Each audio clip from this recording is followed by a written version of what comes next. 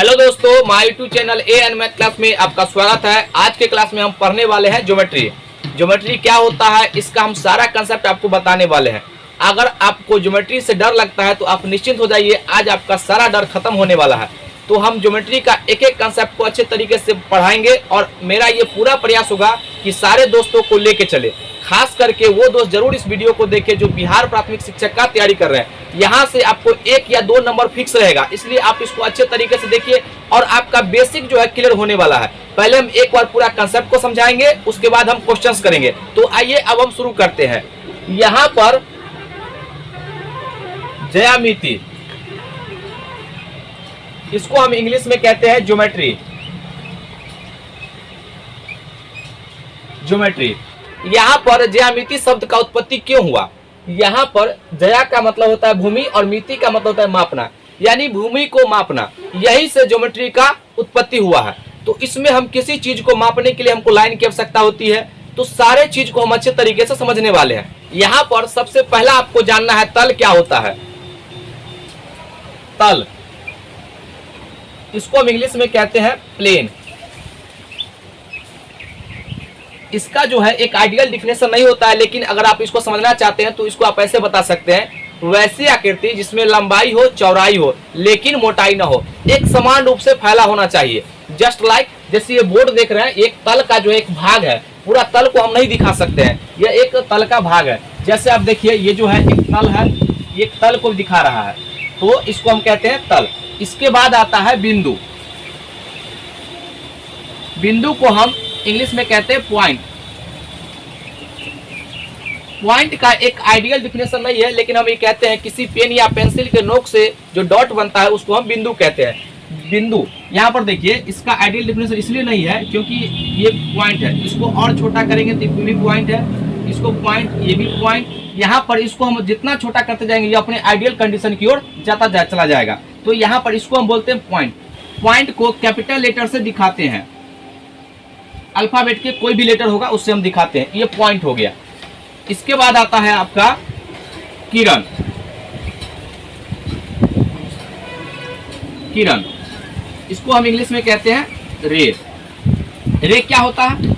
तो एक बिंदु से स्टार्ट होगा लेकिन इसका अंतिम बिंदु पता नहीं चलेगा, उसको हम किरण कहते हैं। अगर आप इसका एग्जाम्पल देखेंगे तो जैसे बल्ब, आप घर में देख रहे होंगे, बल्ब एक बिंदु से आरंभ होता है लाइट, उसका निकलता है किरण और अनंत की ओर जाते चला जाता है। जैसे सूर्य का किरण वहां से एक बिंदु से स्टार्ट होता है और अनंत की ओर फैला जाता है, इसको हम कहते हैं किरण। आप देखेंगे एग्जाम्पल किताबों में, जस्ट लाइक टॉर्च का जो होता है उसका लाइट जो देख रहे हैं वो दिखाया जाता है। तो एक बिंदु से तो स्टार्ट होता है लेकिन ये अनंत की ओर फैला जाता है। जैसे किरण को यहाँ पर देखिए, यहाँ पर ये जो होगा इसको हम एक बिंदु, आरंभिक बिंदु से स्टार्ट होगा और अनंत की ओर चला जाएगा, इसको हम पता नहीं कर सकते इसका अंतिम बिंदु क्या है।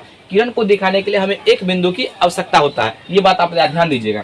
यहाँ पर अगर एक बिंदु ए है तो इसका मतलब होता है, यहाँ पर ऐसे लिख देंगे, तो ये एक बिंदु से स्टार्ट होकर के अनंत की ओर फैला जा रहा है, ठीक है, इसको हम कहते हैं किरण।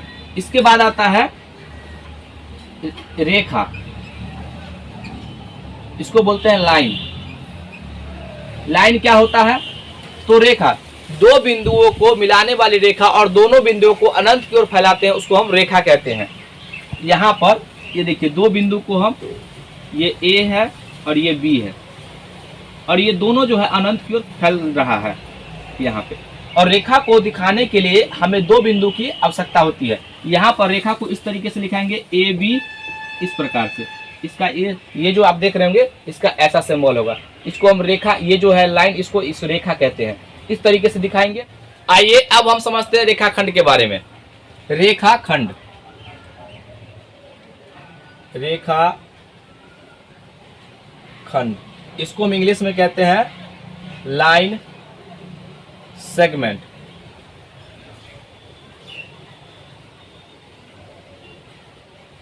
ये रेखाखंड का परिभाषा होता है किसी भी दो बिंदुओं के बीच की न्यूनतम दूरी को हम रेखाखंड कहते हैं, या आप इसको कह सकते हैं रेखा का एक भाग होता है।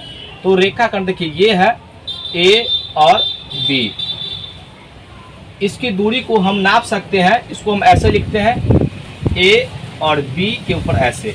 यहाँ पर एरो नहीं दिए हैं, इधर से एरो, इधर से एरो नहीं दिया। अगर एरो दे देंगे तो रेखा, ये रेखा को दिखाएगा। रेखा हम समझ गए हैं, उसके बाद हम रेखाखंड को समझ रहे हैं कि दो बिंदुओं के बीच की न्यूनतम दूरी को हम क्या बोलेंगे, रेखाखंड। रेखाखंड की लंबाई को हम नाप सकते हैं, लेकिन रेखा की लंबाई को हम नहीं नाप सकते हैं, क्योंकि रेखा तो अनंत की ओर फैला हुआ है। इसकी लंबाई दो बिंदुओं के बीच की न्यूनतम दूरी को हम क्या कहते हैं, रेखाखंड। लेकिन यहाँ पर आपसे पूछेगा कि एक रेखा को दिखाने के लिए कितने बिंदु की आवश्यकता होती है, तो आप कहेंगे दो, तभी दो ही बिंदु से हम रेखा का निर्माण कर सकते हैं।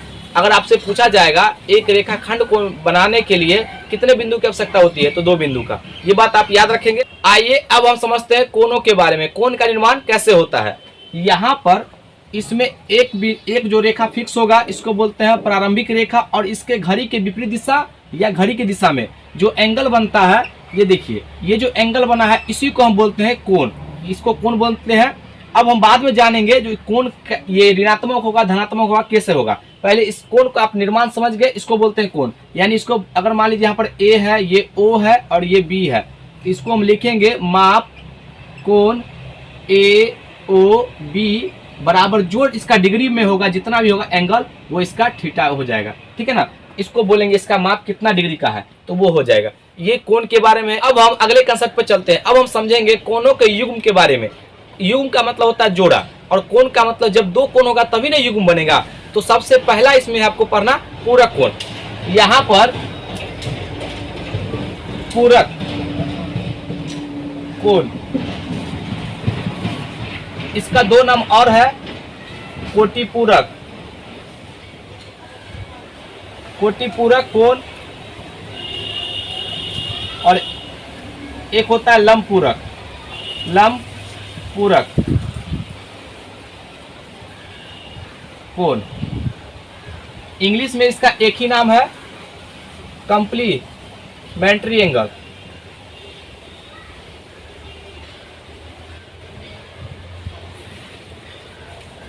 Complementary angle.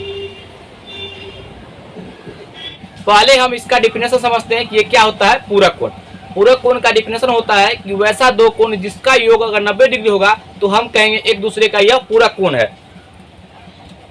कोण ए प्लस कोण बी बराबर अगर 90 डिग्री हो गया तो हम कहेंगे यह एक दूसरे का पूरक कोण है। यहाँ पर पूछा जाएगा कोण ए जो है 30 डिग्री है, तो बताइए ये बी का मान कितना होगा। तो ये जो है आप 90 में से घटा लीजिएगा, तो 90 में से घटाइएगा 30 को, तो कितना आएगा 60। देखिए दोनों का ये जो है योग मिलकर कितना आ गया, 90 आ गया ना। तो हम कहेंगे 30 का पूरक कोण है 60 और 60 का पूरक कोण है कितना, 30। एक दूसरे का उल्टा है ये, इसको हम बोलते हैं पूरक कोण। इसके बाद आता है संपूरक, संपूरक कोण। इसका एक और नाम है ऋजुपूरक, ऋजुपूरक कोण। इसका इंग्लिश में नाम है सप्लीमेंट्री, सप्लीमेंट्री एंगल।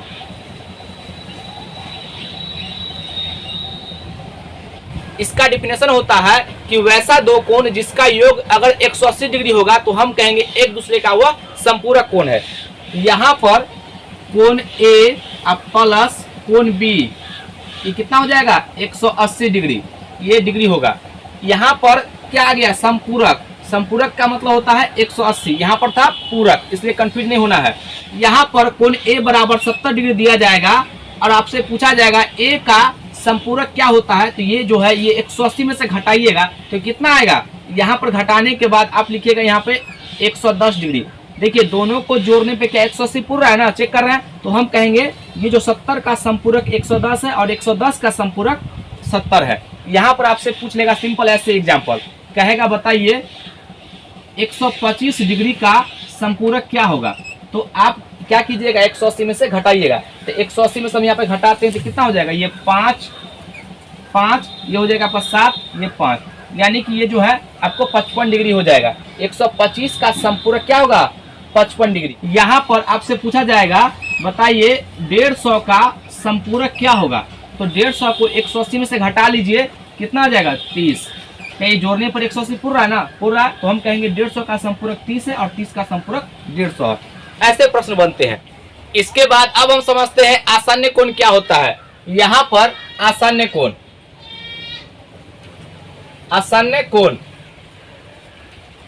इसको हम इंग्लिश में कहते हैं एडजासेंट एंगल, एडजासेंट एंगल।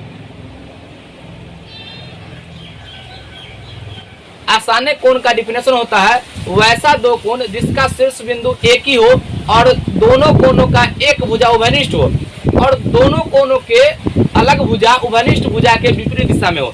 यहाँ पर आप समझिए ऐसे कि ये जो है ओ जो है उभयनिष्ठ है, इससे दो कोण बनता है। ये एक ही भुजा से देखिए, एक भुजा उभयनिष्ठ है, इससे दो कोण, एक कोण इधर एक कोण इधर। इसका हम नामकरण कर देते हैं ये ए बी और सी। यहाँ पर देखिए ये कोण और ये कोण जो है आपका क्या है, यहाँ पर हम लिखेंगे कोण बी ओ सी। देखिए जो एंगल होता है उसको हम बीच में रखते हैं, अभी हम सर्वांश में पढ़ाएंगे तो वहाँ पे समझाएंगे। और ए ओ बी, यहाँ पर कोण ए ओ बी, ये दोनों कोण जो है आपस में क्या है, आसन्न कोण है। ये इसका बस इतना सा इसका कंसेप्ट है। इसके बाद अब हम पढ़ेंगे रैखिक युग्म कोण। रैखिक युग्म क्या होता है, रैखिक युग्म, इसको बोलते हैं हम लीनियर पेयर।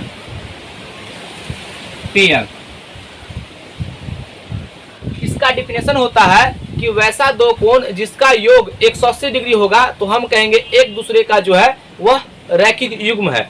यहाँ पर अब देखिए ऐसे रहेगा, इसका फिगर आप समझिए, सेम आपको हूबहू ऐसा ही फिगर रहना है, कोई आपको चेंज नहीं करना है। यहाँ पर कैसे भी जैसे देखिए यहाँ पर ये मान लीजिए ये ए है, ये ओ है और ये बी है और ये आपका सी है। तो यहाँ पर ये कोण और ये कोण अगर 180 दोनों को मिलाकर 180 पूरेगा तभी हम कहेंगे ये कोण और ये कोण एक दूसरे का क्या है, रैखिक युग्म है।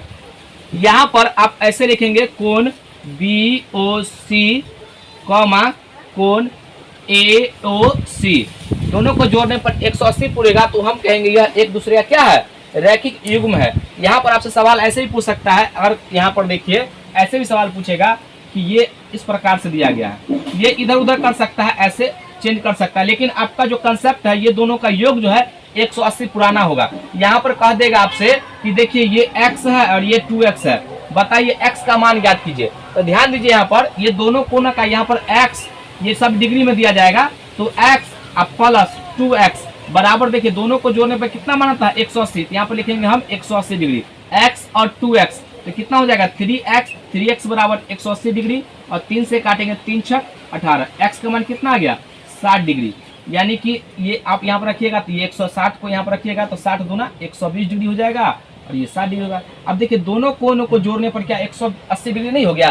तो आपको सवाल ऐसे भी पूछ सकता है, यहाँ पर सवाल ऐसे भी पूछेगा, ऐसे दे देगा, यहाँ पर मान दे देगा, यहाँ पर कहेगा O है, ये A है और ये B है और ये P और ये Q, और यहाँ पर दे देगा x 2x और 5x। अब कहेगा x का मान ज्ञात कीजिए, चाहे कोई एक का मान पूछ देगा तो आपको याद रहेगा, तभी ना आप कहिएगा कि रैखिक युग्म, और कह देगा सवाल में तभी ना आप ये कंसेप्ट लगाइए कि रैखिक युग्म का मतलब होता है 180 डिग्री। ये इसका कंसेप्ट। यहाँ पर अब हम समझेंगे कोणों के माप के आधार पर उसका नाम क्या क्या है। यहाँ पर सबसे पहला आएगा न्यून कोण। न्यून कोण इसको हम इंग्लिश में कहते हैं एक्यूट एंगल।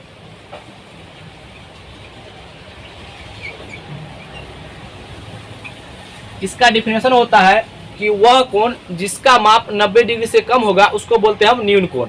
यहाँ पर ऐसे इसका देखिए ये 90 से छोटा है, इसका मतलब थीटा है, ये ए और ये बी और ये जो देख रहे हैं थीटा जो होगा ये 90 से हमेशा कम होगा। अगर ऐसा होगा तो हम कहेंगे यह न्यून कोण है। इसके बाद आता है समकोण। समकोण इसको हम बोलते हैं राइट एंगल।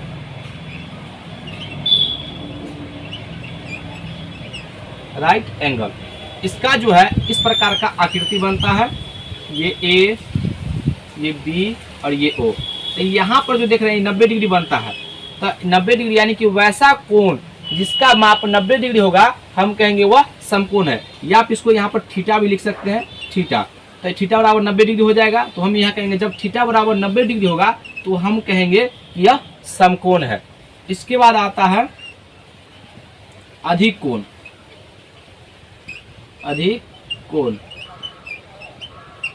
इंग्लिश में कहते हैं ऑब्टूज एंगल, ऑब्टूज एंगल। वह कोण जिसका माप 90 डिग्री से अधिक होगा उसको हम बोलते हैं ऑब्टूज एंगल, यानी अधिक कोण। तो इसका जो माप होगा इस तरीके से बनेगा, ए, ये बी और ये ओ।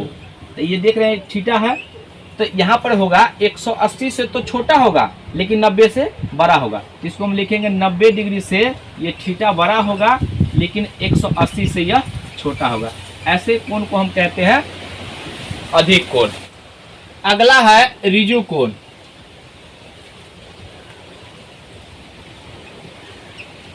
इसको हम बोलते हैं स्ट्रेट एंगल, स्ट्रेट एंगल। इसका एक और नाम है सरल कोण।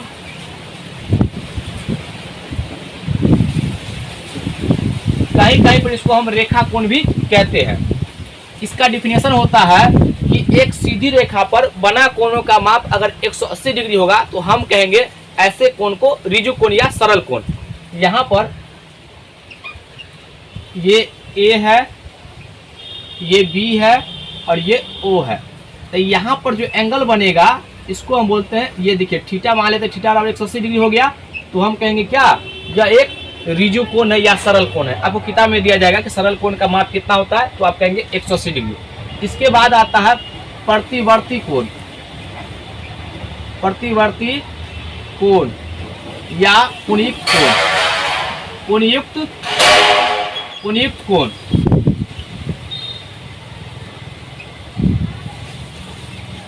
इसको हम इंग्लिश में कहते हैं रिफ्लेक्स एंगल,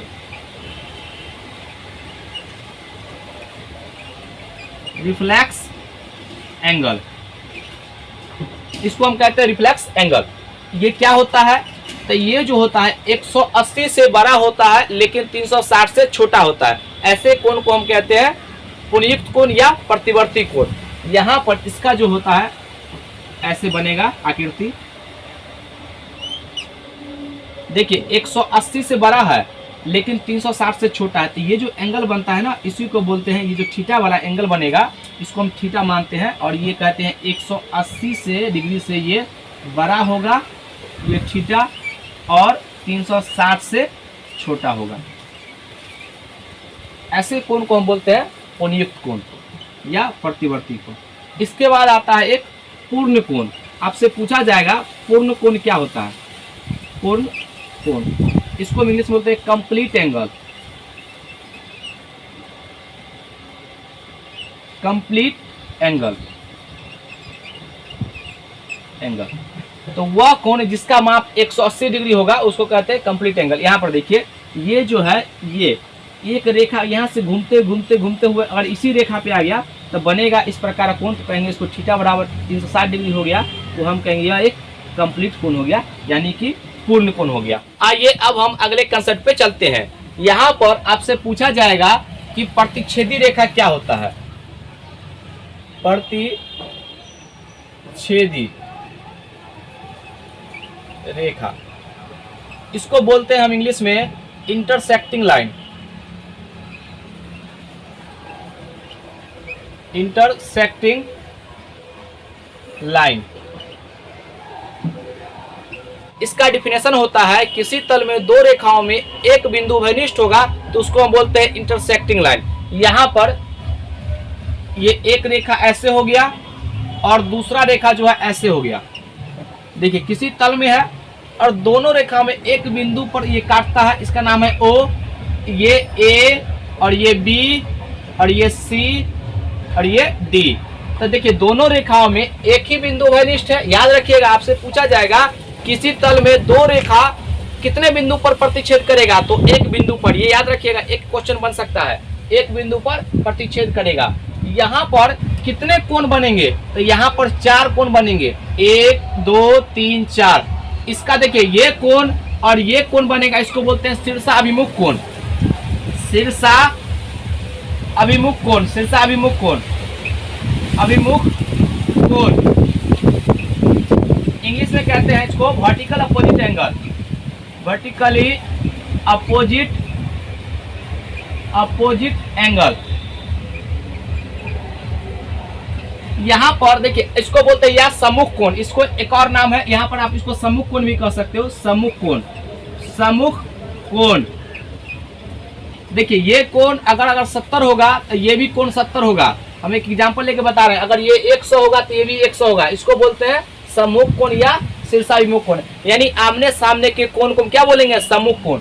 ये कोण जितना एंगल होगा, ये कोण जितना एंगल होगा उतना ही ये कोण होगा। इसका मतलब हो गया इसका माप कुछ और होगा, तो जितना माप इसका होगा उतना ही माप इसका होगा, और ये जितना माप जो इसका होगा उतना ही माप इसका होगा। इसको बोलते हैं, ऐसे कोण को बोलेंगे हम शीर्षाभिमुख कोण या सम्मुख कोण।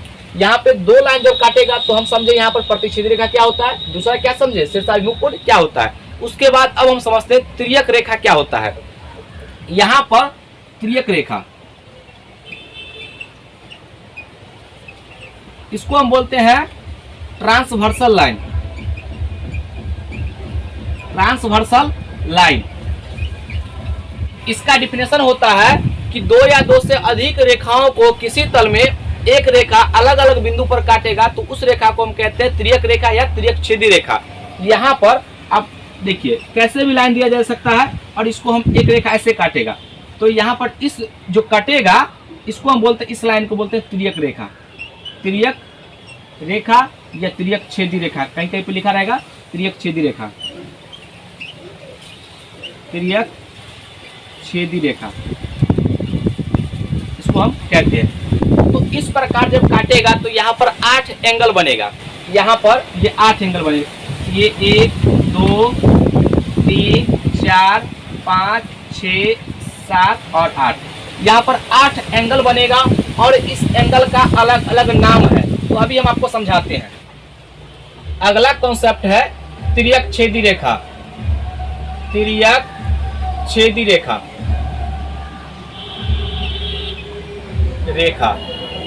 इसको हम इंग्लिश में कहते हैं ट्रांसवर्सल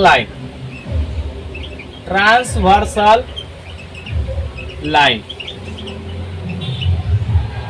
इसका डिफिनेशन होता है कि दो या दो से अधिक रेखा किसी तल में अगर एक ऐसी रेखा जो उसको भिन्न भिन्न बिंदु पर काटेगा तो ऐसी रेखा को हम कहेंगे तिर्यक छेदी रेखा। यहाँ पर आपको स्पष्ट होगा कि कोई भी रेखा इस प्रकार से है, दो रेखा किसी तल में है और एक रेखा ये दो से अधिक रेखा पर भी काट सकता है। यहाँ पर इसको हम मिला देते हैं इस प्रकार से, पहले इसका नाम देते हैं हम ए, ये बी और ये सी और ये डी, और इसका हम नाम देते हैं ई और ये एफ। इसको बिंदु ओ और ये पी दे दीजिए और ये क्यू दे दीजिए। तो इस प्रकार से जब काटेगा तो 8 एंगल का निर्माण होगा। उसका नाम है, देखिए इसका नाम देते हैं 1, ये 2, ये 3 और ये 4, ये 5 6 7 8, ये 8 एंगल बनेगा। यहाँ पर आपको नाम जानना है किसका नाम क्या क्या है। यहाँ पर देखिए 1 2, यहाँ पर हम लिखते हैं कोण 1 कोण 2, ऐसे लिखेंगे कोण के अंदर में, कोण 2 कोण 7 और कोण 8।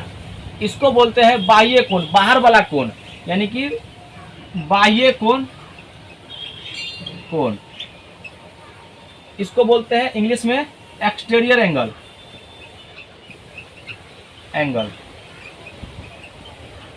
और ये जो अंदर में देख रहे हैं कोण 3 कोण 4 कोण 5 और कोण 6, इसको बोलते हैं एक्सटीरियर एंगल। कोण 3 कोण 4 कोण 5 और कोण 6, इसको बोलेंगे हम अंतःकोण।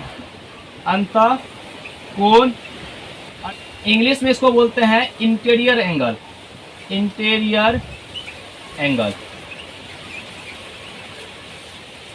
अब ये जो है यहाँ पर कुछ कंडीशन देगा, उसके बाद हम सब कोण का नाम लिखेंगे।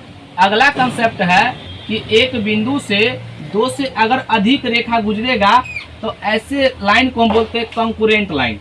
यहाँ से एक बिंदु से एक ही बिंदु होना चाहिए, यहाँ से अगर दो से अधिक रेखा गुजरेगा तो ऐसे लाइन को क्या बोलेंगे, कंकरेंट लाइन। यहाँ पे ये बिंदु एक ही होना चाहिए, मान लीजिए ओ बिंदु है तो इसको बोलते हैं हम कंकरेंट। एक बिंदु से गुजरेगा तो कंकरेंट लाइन। और इसको हिंदी में बोलते हैं संगामी रेखा, संगामी रेखा। ये बात आप ध्यान रखिएगा। आइए अब हम अगले कंसेप्ट पर चलते हैं। यहाँ पर समांतर रेखाओं के बेस पर बहुत ही महत्वपूर्ण सवाल पूछे जाते हैं। अगर आपका बेस क्लियर नहीं रहेगा तो सवाल आपसे बनेगा ही नहीं। तो यहाँ पर आपसे पूछा जाएगा कि दो रेखा है, ये आपस में पैरेलल है और इसको जो है एक तिर्यक छेदी रेखा काट रहा है। इसका नामकरण कर देते हैं, इसका एल नाम देते हैं, ये एम और ये एन। अब वो कहेगा कि एम जो है पैरेलल है एन के, ये पैरेलल का साइन है, पैरेलल है। तो यहाँ पर जो है कोण बनेगा 1 2 3 4 5 6 7 और ये 8। यहाँ पर हम आपको ABCD भी लिख के दे सकते थे, लेकिन ज़्यादा कॉम्प्लिकेटेड हो जाएगा, समझना तो बात ही है। तो इसलिए यहाँ पर जब पैरेलल होगा तो यहाँ पे 4 कंसेप्ट बनेगा। सबसे पहला यहाँ पे कोण 1 बराबर, पहले समझिए उसके बाद सवाल करेंगे। कोण 1 बराबर कोण 3, कोण 2 बराबर कोण 4, कोण 6 बराबर कोण 8 और कोण 7 बराबर कोण 5। ये जो आपको ऐसा बराबर करेंगे इसका नाम है शीर्षाभिमुख कोण। क्या नाम है? शीर्षाभिमुख कोण, विमुख कोण या सम्मुख कोण। यहाँ पर कहेगा आपसे कि देखिए कोण 2 का जो मान है ना 80 डिग्री है, तो बताइए कोण 4 का मान कितना होगा। तो ये कोण अगर 80 होगा तो ये भी कोण 80 होगा। किस नियम से? शीर्षाभिमुख कोण से। वहाँ पर नियम नहीं पूछेगा, लेकिन आपको नियम याद रखना है जो ऐसे बराबर होता है। अगर आपको दे देगा यहाँ पर 60 है तो ये भी कितना हो जाएगा? कोण 3 का मान 60 हो जाएगा। ये इसको बोलते हैं शीर्षाभिमुख कोण। यहाँ पर इसके बाद एकांतर अंतःकोण, एकांतर अंतःकोण, इसको हम इंग्लिश में बोलते हैं alternate interior angle, alternate interior angle. यहाँ पर इसके जो नियम है, अंतः कहाँ है? अंतः का मतलब होता है अंदर। तो कोण, यहाँ पर कोण 3 बराबर क्या हो जाएगा? कोण 5। कोण 3 बराबर कोण 5 और कोण 4 बराबर कोण 6, कोण 4 बराबर कोण 6। यहाँ पर सवाल कैसे पूछेगा? तो कहेगा देखिए कोण 4 का मान जो है ना ये 60 डिग्री है, तो बताइए कोण 6 का मान कितना होगा। तो आपको याद रहेगा तभी ना, जो एकांतर अंतःकोण का मतलब है कोण 4 बराबर कोण 6। तो कोण 4 का मान 60 है तो कोण 6 कितना हो जाएगा? 60। ये जो हो जाएगा आपका किस नियम से? तो एकांतर अंतःकोण से। इसके बाद आता है एकांतर बाह्य कोण, एकांतर बाह्य कोण, बाह्य कोण। इसको हम इंग्लिश में कहते हैं alternate exterior angle, exterior angle, exterior angle. यहाँ पे आर होगा, इंटीरियर होगा और एक्सटीरियर एंगल। यहाँ पर बाह्य कोण का मतलब क्या हो गया? कोण 2 बराबर कोण 8। यहाँ पर कोण 2 बराबर कोण 8 होगा, कोण 2 बराबर कोण 8 और कोण 1 बराबर कोण 7, कोण 1 बराबर कोण 7। यहाँ पर सवाल दे देगा कि देखिए कोण 1 का मान 80 है, तो बताइए कोण 7 का मान कितना होगा। तो ये आपका 80 हो जाएगा। किस नियम से? बाह्य एकांतर से, या एकांतर बाह्य कोण कहिए या बाह्य एकांतर कोण कहिए, बात एक ही है। इसके बाद आता है संगत कोण, संगत कोण। इसको हम इंग्लिश में कहते हैं corresponding angle, corresponding angle, corresponding angle. यहाँ पर कैसे समझेंगे? देखिए कोण 2 बराबर कोण 6, कोण 1 बराबर कोण 5। यहाँ पर हम लिखते हैं कोण 1 बराबर कोण 5, कोण 2 बराबर कोण 6, कोण 2 बराबर कोण 6, कोण 3 बराबर कोण 7, कोण 3 बराबर कोण 7, कोण 4 बराबर कोण 8, कोण 4 बराबर कोण 8। इसको हम बोलते हैं ये संगत कोण। इस पर सवाल करेंगे, आप इत्मीनान रखिए। अगला नियम है कर्मागत कर्मागत अंतःकोण, कर्मागत अंतःकोण या तिर्यक रेखा के एक ही ओर के अंतःकोण, तिर्यक रेखा के एक ही ओर के अंतःकोणों का योग। देखिए कोण यहाँ पर इसका नियम हो, इंग्लिश में कहते हैं इसको consecutive interior angle, interior angle, यहाँ पर कोण 4 प्लस कोण 5 बराबर 180 डिग्री होगा, बराबर 180 डिग्री। और कोण 3 प्लस कोण 6 बराबर 180 डिग्री, कोण 3 प्लस कोण 6 बराबर 180 डिग्री। आप ये सारे कंसेप्ट को समझ गए होंगे। आइए इसके बेस पर हम कुछ सवाल कर लेते हैं ताकि जिससे आपका सारा कंसेप्ट क्लियर हो जाए। अभी जो हम कंसेप्ट सीखे हैं उसके बेस पर हम सवाल करेंगे जिससे कि आपका सारा कंसेप्ट क्लियर हो जाए। यहाँ पर देखिए कुछ आसान क्वेश्चन लिए हैं। यहाँ पे कहा L समांतर M है, यहाँ पर देखिए L समांतर M है, तो बताइए एक तिर्यक छिद्र रेखा काटेगा, तो ये 110 है, तो ये भी कितना हो जाएगा 110 डिग्री। किस नियम से? तो संगत कोण से ये बराबर होगा। अगर आपसे पूछता कि ये कोण 110 हो गया, बताइए ये कोण का मान कितना होगा, तो ये भी 110 हो जाएगा। किस नियम से? एकांतर अंतःकोण से। अगर ऐसा पूछता तो ये होता। यहाँ पर देखिए ये कोण 55 डिग्री है, तो ये कोण अगर पैरेलल कहेगा, हमेशा सब में पैरेलल दिया रहेगा तभी ऐसा बात बनेगा। ये 55 है तो ये भी कितना हो जाएगा 55 डिग्री। किस नियम से? तो संगत कोण से। ये किस नियम से होगा? संगत कोण से। अगर पूछता ये, अगर हमसे ये कोण पूछता तो ये भी 55 हो जाता है। किस नियम से? ये आपको शीर्षाभिमुख कोण से होता है या सम्मुख कोण से। उसके बाद हम यहाँ पे आते हैं, ये 110 है, तो x का मान हमसे पूछ रहा है कितना होगा। x का यानी कि ये समांतर है और तिर्यक रेखा के एक ही ओर के अंतःकोण हम क्या बताएं 180 डिग्री होता है। इसको याद कीजिएगा। तो ये देखिए ये x का मान ऐसा क्या रखे, या तो 110 को 180 में से घटा लीजिए तो x का मान आ जाएगा 70 डिग्री। या दोनों को जोड़ने पे हमेशा कितना होना चाहिए, ये हमेशा 180 डिग्री होना चाहिए। यहाँ पे ये आपको हो जाएगा 70 डिग्री, तभी जोड़ने पर 180 होगा। तो तिर्यक रेखा के एक ही ओर के अंतःकोणों का ये कितना होता है 180 डिग्री। बात याद रखिएगा। अगर आपसे पूछता है कि x का मान इतना है, तो बताइए ये कोण कितना होगा। ये रैखिक युग्म से बताइए, ये 70 है तो ये भी 110 होता है। आप ऐसा भी कह सकते हैं कि ये जो है 110 है तो ये भी 110। किस नियम से? संगत कोण से। यहाँ पर आप एक बात याद रखिएगा, संगत कोण, एकांतर कोण और तिर्यक रेखा की एक ही ओर के अंतःकोण, किसी में से कोई भी एक कंडीशन अगर सेटिस्फाइड हो जाएगा तो हम कह देंगे कि यह समांतर है। अगर समांतर होगा तो ये कंडीशन बराबर होगा, अगर कंडीशन बराबर होगा तो आपस में समांतर होगा। ये बात याद रखिए। इसका वाइस वर्सा भी सही है। ये बात आप यहाँ तक समझ गए होंगे। अब आते हैं चौथे सवाल पे। यहाँ पर कहा है कि ये देखिए पहले P N समांतर है, उसके बाद कहा M और N समांतर है। पहले ये समांतर है तो एक एक करके समझिए, एक एक करके। अगर इसको भूल जाइए, सिर्फ इसको समझिए। यहाँ पे तो x और y, तो अभी कोई रिलेशन नहीं बन रहा है तो हम इस पे आते हैं। अभी L और M पैरेलल है, तो यहाँ पर अभी इसको छोड़ दीजिए। यहाँ पर समझिए 65 है, एक तिर्यक रेखा काट रहा है इसको, तो ये 65 हो गया। तो बताइए ये भी तो 65 हो जाएगा ना। किस नियम से? संगत कोण से। अब बताइए ये 65 हो गया और तिर्यक रेखा के एक यहाँ पे ये जो लाइन बन रहा है इसको बोलते हैं ये रैखिक युग्म। क्या बन रहा है? रैखिक युग्म। तो बताइए यहाँ पर दोनों रैखिक युग्म का कितना योग होता है 180 डिग्री। तो ये 65 हो गया, तो 65 को 180 में से घटा लेंगे तो z का मान नहीं आ जाएगा। तो यहाँ पर 180 में से 65 को घटा लेंगे तो 5, ये 1 और 1, यानी आपका हो जाएगा ये 115 डिग्री। कितना आ जाएगा z का मान? 115 डिग्री। अगर हमसे ये पूछता है y का मान, अब इसका जो है ये दोनों का काम कंप्लीट हो गया। अब आते हैं हम ये P और N के पैरेलल पर। जब ये दोनों पैरेलल होगा, देखिए ये 65 है, अब इसको भूल जाइए। जब ये 65 होगा तो ये y का मान कितना आ जाएगा 65। किस नियम से? तिर्यक रेखा यहाँ पर जो है एकांतर अंतःकोण से ये जो बराबर होगा, एकांतर अंतःकोण, ये कोण इसके बराबर और ये कोण जो होगा इसके बराबर होगा।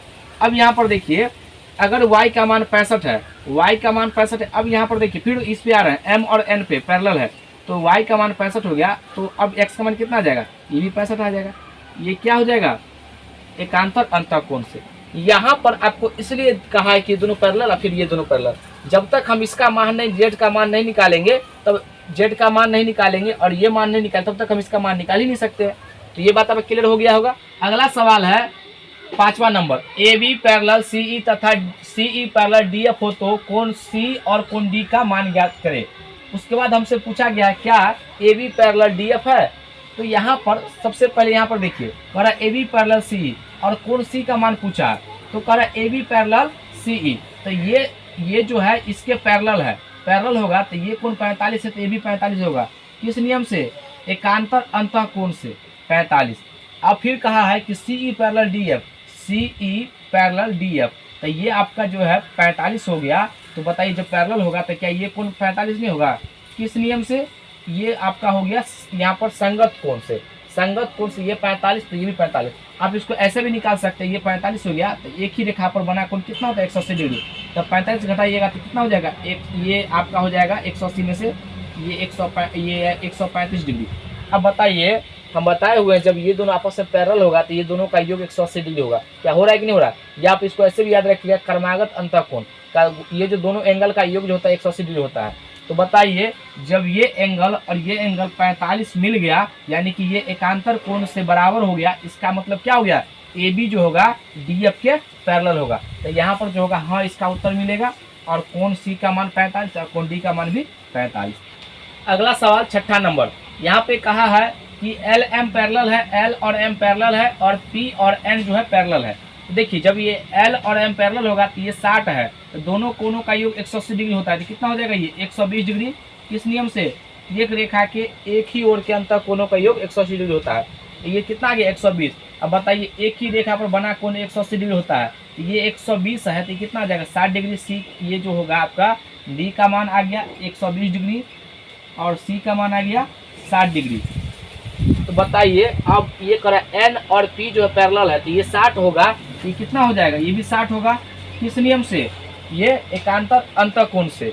अगर ये एक 60 हो जाएगा तो बताइए ये 60, तो ये 60 हो जाएगा तो ये भी 60। किस नियम से? संगत कोण से। इसके लिए LM के लिए, ये जो है L और M के लिए ये 60 हो गया। जब 60 हो जाएगा तो बताइए एक ही रेखा में बना कोण कितना होता है? 180 डिग्री। तो ये 60 तो ये A का मान कितना हो जाएगा? 120 डिग्री। 180 में से घटा लेंगे तो यहाँ पर B का मान आ गया 60 डिग्री और A का मान आ गया 120 डिग्री। इस तरीके से हम इसको हल करेंगे। हम उम्मीद करते हैं कि ये सब आपको समझ में आ गया होगा। आप सवाल बनाइएगा, 100% बनेगा, नहीं बनेगा तो आप कमेंट में लिखिएगा। इसके बेस पर हम बहुत सारे क्वेश्चन को हल करके वीडियो बना के आपको प्रोवाइड कराएंगे।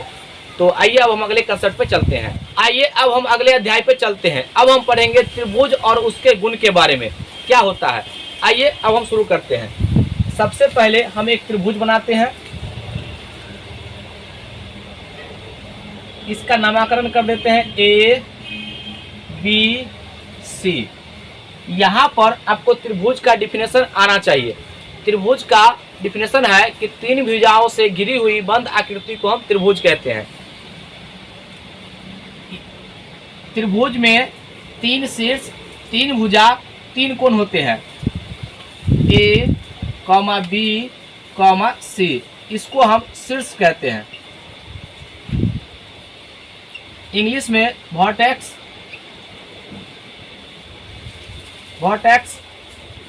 इसमें भुजा AB, इसको भुजा को हम ऐसा लिखेंगे, रेखाखंड ऊपर खींच देंगे तो ये भुजा की लंबाई हो जाएगा, कॉमा BC, कॉमा AC। इसको हम बोलते हैं भुजा। इंग्लिश में साइड, इसमें कोण A, कॉमा कोण B और कॉमा कोण C। तीन कोण होते हैं, इसको हम हिंदी में कोण कहते हैं, इंग्लिश में एंगल कहते हैं। यहाँ पर आपको सबसे पहला ही सवाल बनेगा और बहुत ही महत्वपूर्ण सवाल होगा, त्रिभुज के कितने अवयव होते हैं? त्रिभुज के कितने अवयव होते हैं? अवयव को हम एलिमेंट्स कहते हैं। तो याद रखिएगा इसमें 6 होगा। कौन कौन? तो तीन भुजा और तीन कोण को मिलाकर के हम 6 अवयव कहते हैं। यहाँ पर ये बात आप याद रखेंगे। आइए अब हम अगले कंसेप्ट पे चलते हैं। यहाँ पर आपसे पूछा जाएगा, त्रिभुज के भुजा दे देगा और कहेगा क्या ये इस भुजा से त्रिभुज बन सकता है कि नहीं। तो मेन आपको पहले त्रिभुज बनाने आना चाहिए। तो यहाँ पर एक त्रिभुज दिया जाएगा, A, B और C। हम एक त्रिभुज बना लिए हैं। यहाँ पर देखिए त्रिभुज के सामने की भुजा जो है, भुजा को हम स्मॉल से लिखते हैं A से। इसके सामने की भुजा क्या है? AC होगा, तो इसको स्मॉल b से, और इसके सामने की भुजा क्या है, ए बी है स्मॉल सी से। इसका कंडीशन होता है कि कोई भी दो भुजा का योग, कोई भी दो भुजा का योग तीसरी भुजा से बड़ा होगा, तीसरी भुजा से बड़ा होगा। कोई भी दो भुजा का योग अगर बड़ा होगा तभी आगे के नियम को हम लागू करेंगे। यहाँ पर बी प्लस सी, एक को बाहर कर दीजिए, और ए प्लस सी, बी को बाहर कर दीजिए। यानी कि दो भुजाओं का योग अगर तीसरी भुजा के बराबर होगा तो त्रिभुज का निर्माण होगा, और नहीं तो नहीं होगा। यहाँ पर हम यहाँ पर ए बी और सी एक त्रिभुज लिए हैं, इसका माप लेते हैं यहाँ 2, 3 और 5। यहाँ पर हम एक त्रिभुज लिए हैं और इसका माप है। इससे क्या यह त्रिभुज बन सकता है कि नहीं, तो यहाँ पर हम पहले चेक करेंगे कि नियम लागू हो रहा है कि नहीं। तो देखिए यहाँ पे 5 और 3 8, 5 प्लस 8, ये 2 से बड़ा है ना, तो सही बात है। फिर यहाँ पर 5 और प्लस 2, कहीं से भी इसको आप चेक कर सकते हो। यहाँ पर 3, ये सही बात है। यहाँ पर 2 और प्लस 3, क्या ये 5 से बड़ा है? नहीं, ये तो बराबर है। तो यहाँ पर इस भुजा से, ये जो इसका माप है, इस भुजा के माप से त्रिभुज का निर्माण नहीं होगा, यानी ये त्रिभुज नहीं बनेगा। तो यहाँ से हम एक कंसेप्ट सीखे, क्या अगर भुजा दे दिया जाएगा तो पूछ लेगा आपसे क्या त्रिभुज बन सकता है। तो यहाँ से आप कहेंगे इस तरह से चेक करके कि अगर बनेगा तो सब में बराबर होगा तो कंडीशन सेटिस्फाइड करेगा, अगर नहीं होगा तो कहेंगे त्रिभुज का निर्माण नहीं हो सकता। आइए अब हम अगले कंसेप्ट पे चलते हैं। यहाँ पर आपसे पूछा जाएगा कि त्रिभुज के तीनों अंतःकोणों का योग कितना होता है। इसका नामकरण कर देते हैं ए बी और सी। तो कोण ए अब प्लस कोण बी और प्लस कोण सी बराबर कितना होगा? 180 डिग्री। यहाँ पर अगर आपको मान लीजिए ये दे देगा 70 डिग्री और ये दे दिया आपको 40 डिग्री, और आपसे पूछ रहा है बताइए कोण सी का माप कितना होगा। तो आप क्या करेंगे, 180 में से 180, देखिए सबको रखिए यहाँ पे, कोण सी पता है नहीं ना है, तो ये दोनों को जोड़ लीजिए। ये दोनों को जोड़िए कितना होगा? 110। 110 180 में से घटा लेंगे, बताइए 180 में से 110 घटाइए कितना आएगा घट के? तो 70 डिग्री। ये किसका माना गया? कोण सी का। तो इस तरीके से आप कैसा भी सवाल देगा तो आसानी से निकाल लीजिएगा।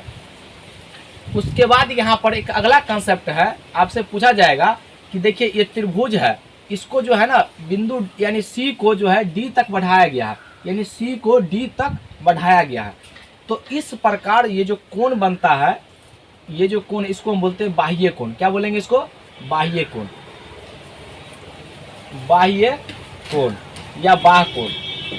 एक्सटीरियर एंगल कहते हैं इसको, एक्सटीरियर एंगल।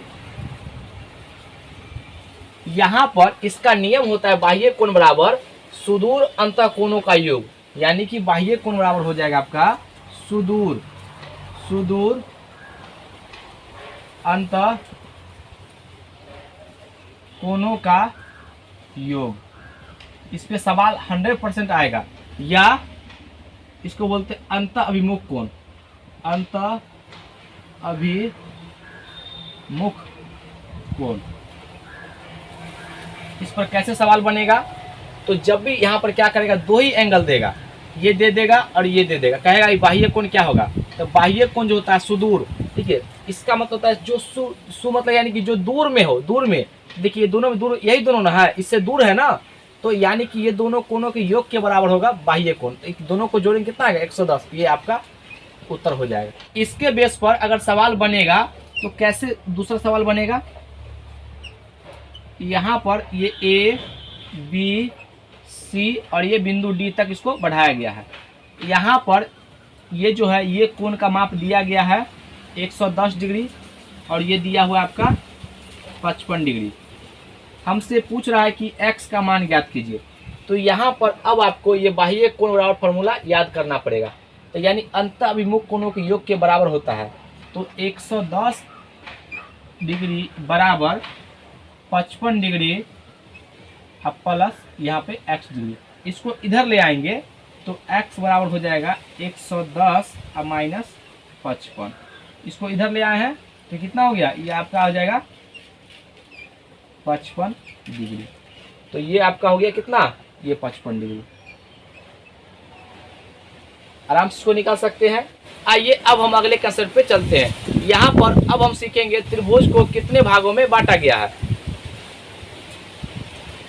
त्रिभुज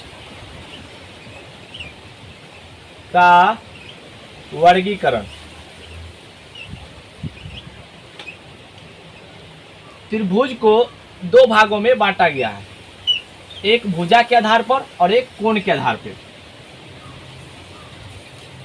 भुजा के आधार पर और दूसरा कोण के आधार पर। कोण के आधार पर इसमें भुजा के आधार पर सबसे पहला त्रिभुज आता है समबाहु त्रिभुज। समबाहु त्रिभुज, इसको हम इंग्लिश में कहते हैं इक्विलेटरल ट्रायंगल। Lateral triangle.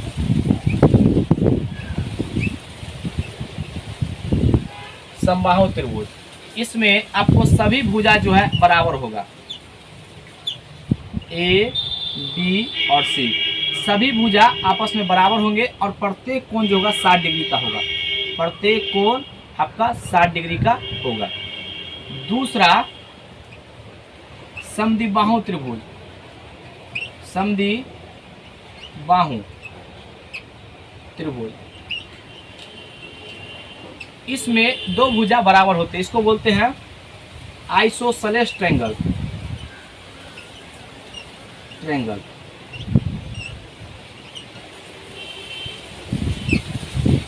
ये इसका फिगर है। यहाँ पर ये भुजा और ये भुजा आपस में बराबर है, कोई भी दो भुजा आपस में बराबर होगा। और यहाँ पर साथ ही साथ अगर भुजा बराबर होगा तो उसके कोण भी बराबर होंगे। अगर ए बी बराबर अगर ए सी होगा तो याद रखिएगा कोण बी बराबर कोण सी होगा, या कोण बी यानी कोण बी बराबर कोण सी हो गया तो ये ए बी बराबर ए सी ऑटोमेटिकली हो जाएगा। ये बात आप याद रखिएगा। कहेगा कि एक त्रिभुज की दो भुजा बराबर हैं और एक कोण दिया गया है 70 डिग्री, तो बताइए इसका कोण का माप कितना होगा। तो आपको पता रहेगा तब ना इसके गुण के बारे में, तभी ना कहिएगा ये 70 डिग्री होगा। ये बात आप याद रखिएगा। अगला है इसका तीसरा जो है विषमबाहु त्रिभुज। विषमबाहु त्रिभुज, इसको बोलते हैं एस्केलेन ट्रायंगल।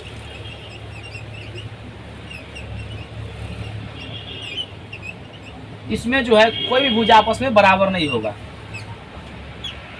ए बी जब भुजा बराबर नहीं होगा तो कोण भी बराबर नहीं होगा। इसका हम इस तरीके से बताते हैं कि तीनों भुजा अलग अलग है। ये सी दोनों में बराबर लकीर का मतलब है भुजा बराबर है, ये बात आप ध्यान रखिएगा। अब हम आते हैं कोण के आधार पर। सबसे पहला आता है न्यून कोण त्रिभुज। न्यून कोण त्रिभुज, इसको बोलते हैं acute angle. Acute angle triangle. ये ऐसा बनेगा, इसका प्रत्येक कोण जो होगा 90 से छोटा होगा। ए बी सी, इसमें इसका प्रत्येक कोण थीटा जो होगा 90 डिग्री से छोटा होगा, ये बात ध्यान रखिएगा। दूसरा आता है समकोण। समकोण त्रिभुज, इसको बोलते हैं राइट एंगल ट्रायंगल।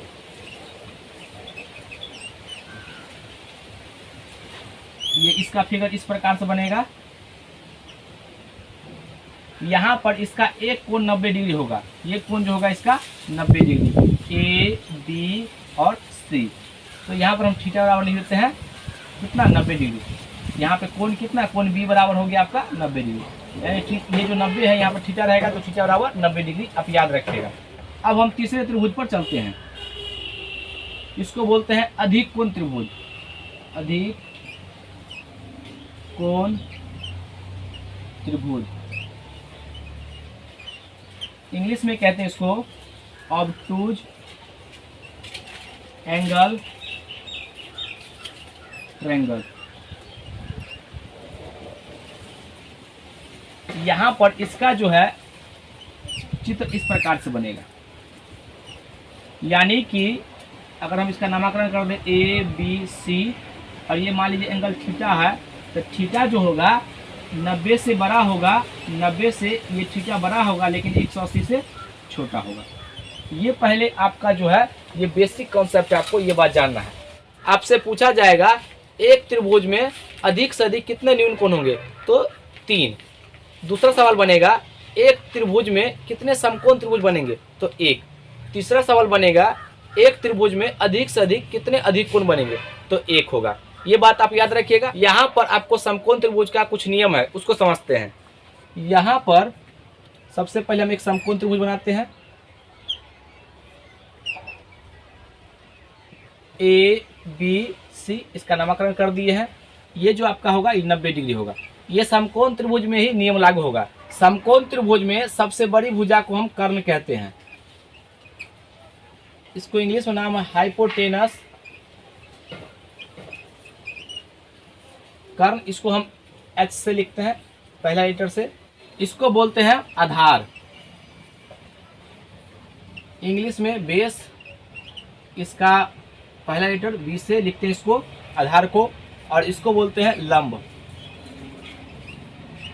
लंब इंग्लिश में कहते हैं परपेंडिकुलर, कुलर, इसको लंब, इसको पी से लिखते हैं, पी से, यानी कि पी हो गया ये बी हो गया और ये एच हो गया। यहाँ पर आपको एक रिजल्ट याद रखना है। यहाँ पर एक यूनान के वैज्ञानिक हैं पाइथागोरस, उन्होंने बताया था कि एच स्क्वायर बराबर P square plus B square, ये उन्होंने रिजल्ट दिया था। इसको आप अगर हिंदी में लिखना चाहते हैं तो कर्ण का स्क्वायर, कर्ण का स्क्वायर बराबर लंब का स्क्वायर, लंब का स्क्वायर प्लस आधार का स्क्वायर, आधार का स्क्वायर, ये रिजल्ट होता है।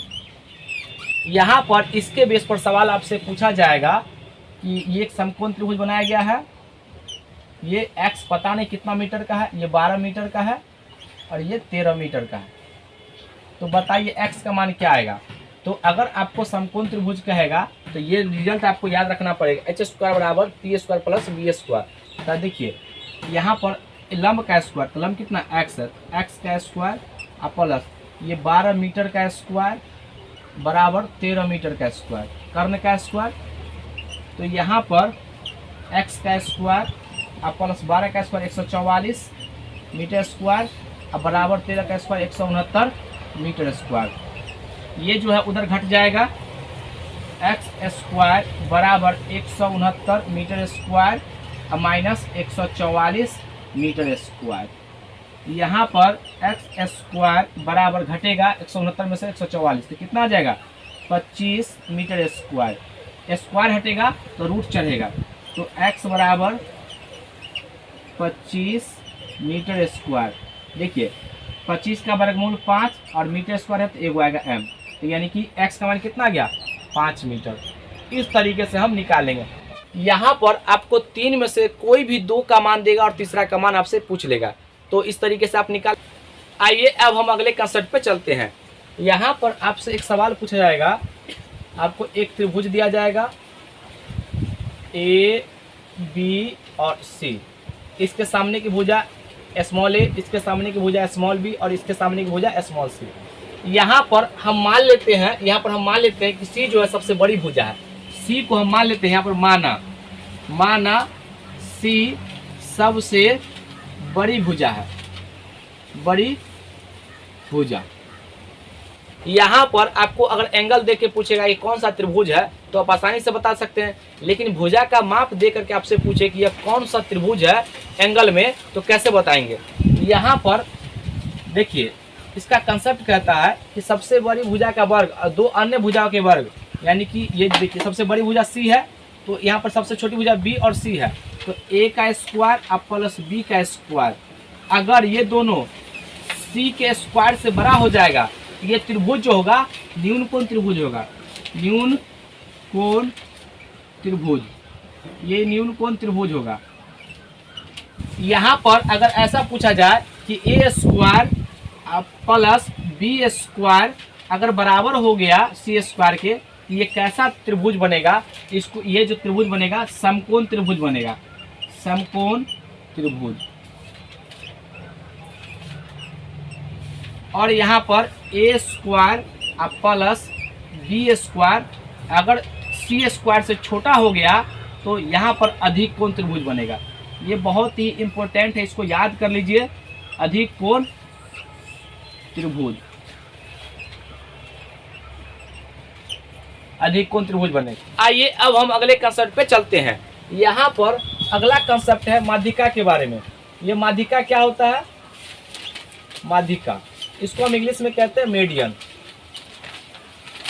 मीडियन, पहले हम एक त्रिभुज बनाते हैं, ये ए बी और सी। इसका मीडियन का परिभाषा होता है कि किसी भी त्रिभुज के शीर्ष से सम्मुख भुजा के मध्य बिंदु को मिलाने वाली रेखा को हम कहते हैं माध्यिका। ये माध्यिका हो गया। माध्यिका, एक त्रिभुज में कितना माध्यिका होगा? 3। ये मध्य बिंदु हो गया, मान लीजिए डी हो गया मध्य बिंदु, तो अगर ये टोटल 10 रहा होगा तो ये 5 और ये भी 5 हो जाएगा। यहाँ से फिर इसको मिलाएंगे तो ये भी जितना आधा हो जाएगा, और इसको हम यहाँ से मिलाएंगे तो ये भी आधा हो जाएगा। तो ये जो बिंदु तीनों जो एक बिंदु पर मिलेगा इसको बोलते हैं केंद्रक। ये बात याद रखिएगा। माध्यिका, अगर तीनों माध्यिका जिस बिंदु पर मिलता है उसको बोलते हैं केंद्रक, यानी सेंट्रॉइड। इसको केंद्रक या सेंट्रॉइड कहते हैं। त्रिभुज में 3 माध्यिका होता है और त्रिभुज के ये जो तीनों ये माध्यिका एक बिंदु पर मिलेगा उसको बोलते हैं केंद्रक। ये बात आप याद रखेंगे। अगला कंसेप्ट है शीर्षलंब।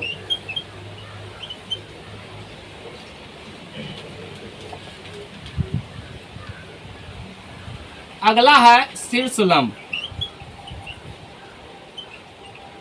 इसको हम बोलते हैं एल्टीट्यूड। एल्टीट्यूड, यहाँ पर हम एक त्रिभुज बनाते हैं ए बी और सी, यानी कि त्रिभुज के सामने की भुजा से लंब डालना है, चाहे बराबर में हो चाहे ना हो, उससे कोई फर्क नहीं पड़ता। ये लंब है और यहाँ से यहाँ तक डालेंगे तो ये लंब इस पर, और यहाँ से इस पर डालेंगे तो ये लंब।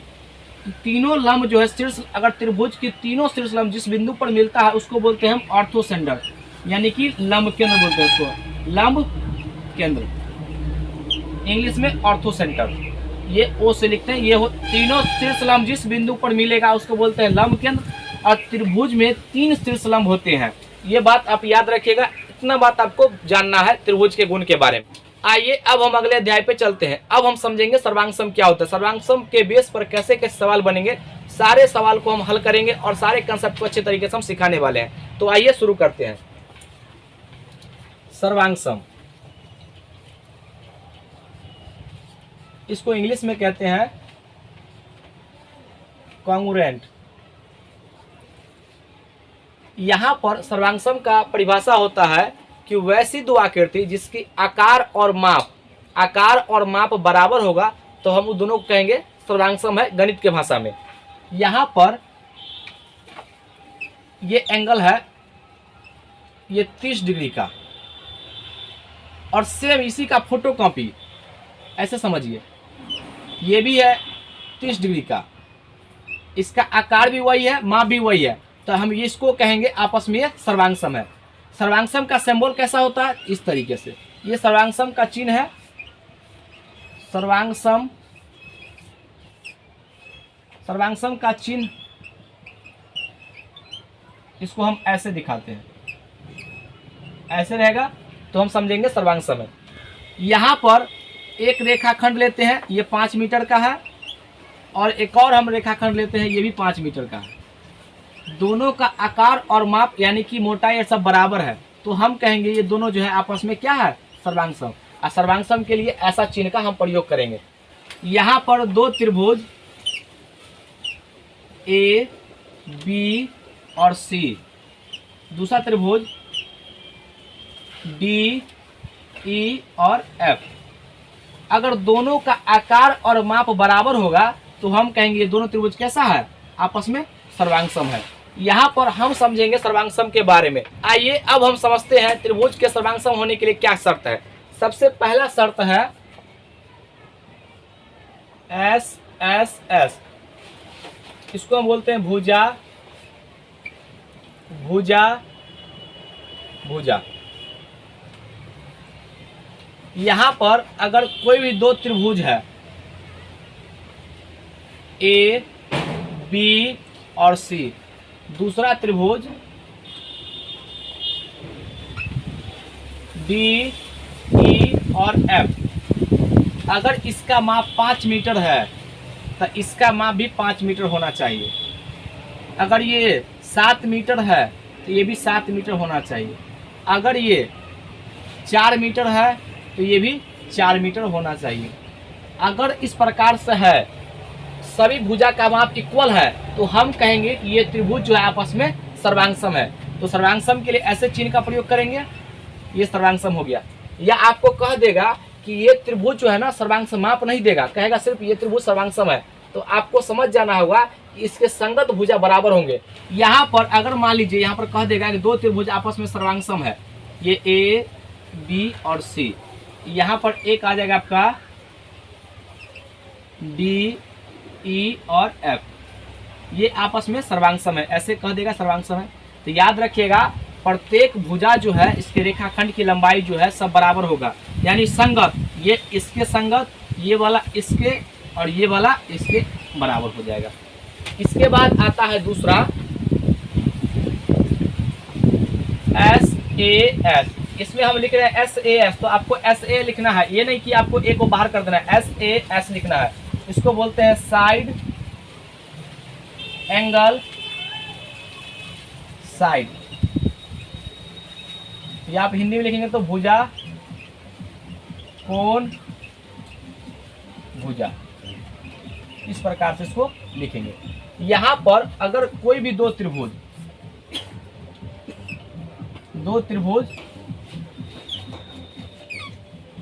इसका नामकरण कर देते हैं ए, बी और सी, डी, ई और एफ, तो आपस में सर्वांगसम होंगे। यहाँ पर आपको दे दिया जाएगा कि देखिए ये भुजा इसके बराबर और ये भुजा इसके बराबर है, और बीच का कोण जो है आपको दे देगा थीटा, ये दोनों बीच का कोण है थीटा, तो हम कहेंगे कि ये त्रिभुज जो आपस में क्या होगा, सर्वांगसम। याद रखिएगा ये बीच में, इसको बोलते हैं आंतरिक कोण, बीच वाला कोण, ठीक है ना। यहाँ पर अगर मान लीजिए इसका अगर ऐसा अगर बीच में कोण नहीं होता तो सवाल गलत हो जाता है। कैसे, देखिए अगर हम मान लेते हैं इसके ये 4 मीटर है और ये यहाँ पर इसको मिला देते हैं 3 मीटर, और यहाँ पर कोण न दे, मान लेते हैं हम अलग कोण कर देते हैं, यहाँ पर मान लीजिए थीटा ले लेते हैं, तो एक अलग जो है माप का यहाँ पर त्रिभुज बनाते, और ये 4 मीटर का लेते, और इधर भी तो हम 3 मीटर कर सकते हैं ना। तो बताइए ये थीटा हो गया, तो बताइए क्या ये दोनों के आकार और माप बराबर है? यहाँ पर तो माप तो है, लेकिन क्या आकार बराबर है? नहीं, तो यह सर्वांगसम नहीं होगा, सर्वांगसम नहीं होगा, इसको काट देंगे। तो याद रखिएगा सर्वांगसम के लिए एक कंडीशन होगा, ये सर्वांगसम नहीं बनेगा। क्यों? क्योंकि एंगल जो है दोनों भुजाओं से बाहर हो गया, इसलिए यह गलत हो गया। तो अगर बीच में रहना चाहिए, दोनों भुजाओं के बीच में, तब ये सर्वांगसम होगा। अगला नियम है ए A S, A A S, इसको हम बोलेंगे एंगल एंगल साइड,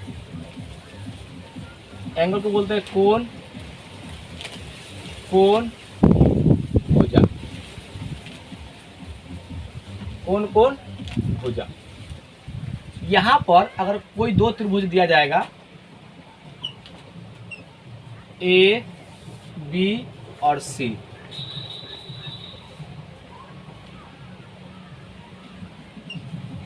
डी, ई और एफ, एफ हो गया। यहां पर कहेगा कि कोई भी एक भुजा ये 5 मीटर का है, और ये कोण दे देगा आपको x, और ये कोण दे देगा आपको y, और यहाँ पर ये कोण रहेगा आपको x और ये कोण रहेगा y। यहाँ पर आपको 5 मीटर दिया जाएगा। ये जो है भुजा कोई भी आगे पीछे हो सकता है, जैसे मान लीजिए ये भी भुजा हो गया आपको, नहीं तो ये 6 मीटर का ये भी भुजा ले सकते हैं, आपको ये भुजा भी कर सकते हैं। तो भी ये जो है दोनों कोण और भुजा आगे पीछे हो सकता है, उसके देखो बीच में भी हो सकता है, यहाँ पर भी हो सकता है। मान लीजिए ये 4 मीटर का होगा तो ये भी 4 मीटर का हो जाएगा। तो यहाँ पर कोई भी आगे पीछे हो सकता है। कैसे? क्योंकि देखिए दोनों कोणों को जोड़िएगा कितना होगा, x + y, और 180 में से घटाइएगा तो 180 माइनस कितना हो जाएगा, x प्लस वाई हो जाएगा ना। तो x प्लस वाई जो होगा तो यहाँ पर इसका भी घटाइएगा कितना आ जाएगा, 180 माइनस x प्लस वाई हो जाएगा। तो यहाँ पर देखिए ये दो कोण आ गया समान, यहाँ पर भी दो कोण समान आ गया ना, बीच का भुजा आ गया, दो कोण समान भुज का भुजा आ गया ना। तो यहाँ पर हम इसको कहेंगे ये दोनों आपस में क्या है, सर्वांगसम है।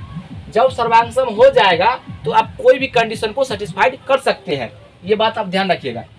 यहाँ पर ये सर्वांगसम हो गया है, इसको हम ऐसे लिखेंगे त्रिभुज ABC। पहले एक बार इसको लिख लीजिए, उसी के अकॉर्डिंग इसको भी लिखेंगे, सर्वांगसम हो जाएगा। देखिए ABC ना, तो यहाँ से D चले हैं तो DEF, इसमें सीक्वेंस का बहुत बड़ा रोल है, DE और F, ये आपका सर्वांगसम हो गया। अब यहाँ पर हम चलते हैं समकोण यानी RHS, इसको बोलते हैं राइट हाइपोटेनस साइड, समकोण कर्ण भुजा,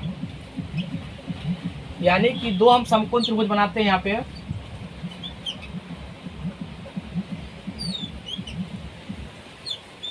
इसमें आपको जो है नाम देते हैं ABCDE और F।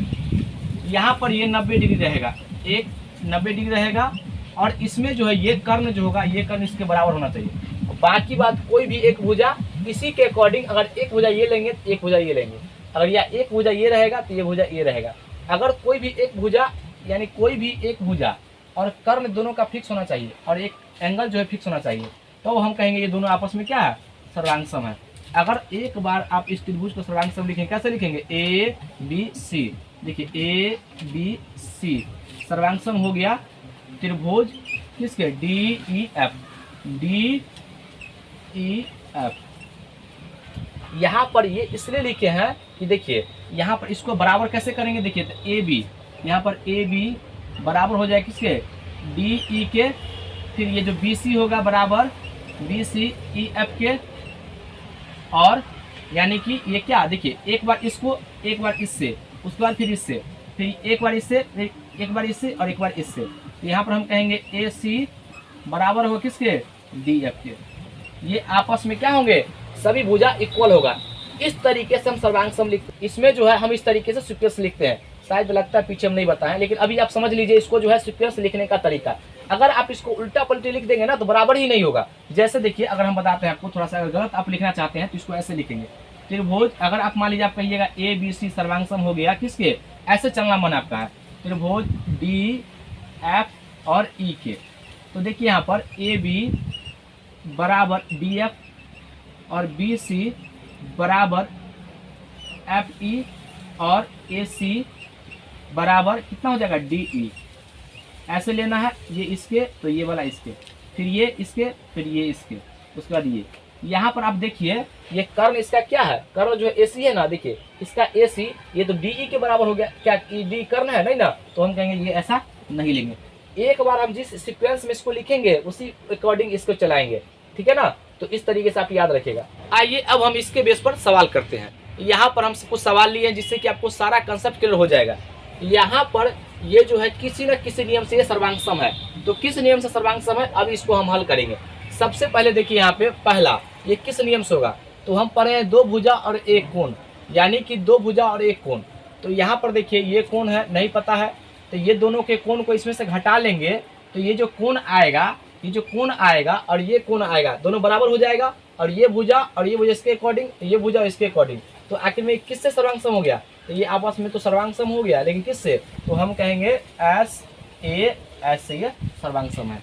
यहाँ पर देखिए ये 4 सेमी भुजा है, ये भी 4 सेमी, ये 3 सेमी, ये भी 3 सेमी, और ये 2 सेमी, ये 2 सेमी, ये घुमा दिया है, बस फिगर को आपको एडजस्ट करना है। तो ये आपस में सर्वांगसम है, तो कह दिया है कि आपस में सर्वांगसम है, किस नियम से, तो यहाँ पर ये कह रहा है SSS, वो पहले कहा है कि ये सर्वांगसम है, किस नियम से।